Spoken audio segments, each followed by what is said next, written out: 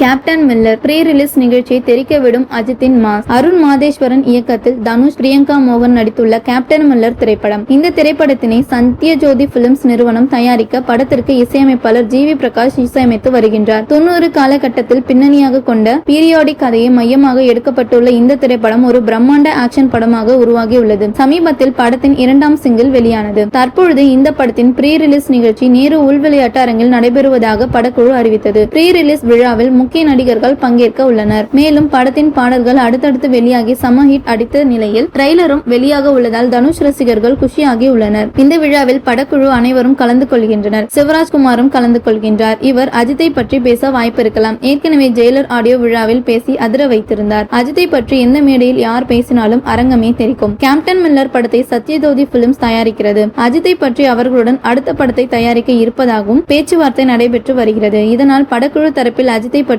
மேடையில் பேசிய அதிக வாய்ப்பு இருக்கின்றது. கேப்டன் மில்லர் ஆடியோ விழாவில் அஜித்தின் மாஸை பார்க்கலாம். அது மட்டுமில்லாமல் இந்த விழாவில் நடிகர் தனுஷ் குட்டி கதை கூறுவார் என்று அவரது ரசிகர்கள் ஆவலுடன் காத்திருக்கின்றனர். இதற்கிடையில் கேப்டன் மில்லர் படத்திற்கு பிறகு நடிகர் தனுஷ் மற்றும் இயக்குனர் அருண் மாதேஸ்வரன் மீண்டும் ஒரு புதிய திரைப்படத்திற்காக இணைய உள்ளனர் என்றும் இந்த படத்தை அவுண்டபார் பிலிம்ஸ் தயாரிக்க உள்ளதாக வெளியாகி உள்ளது.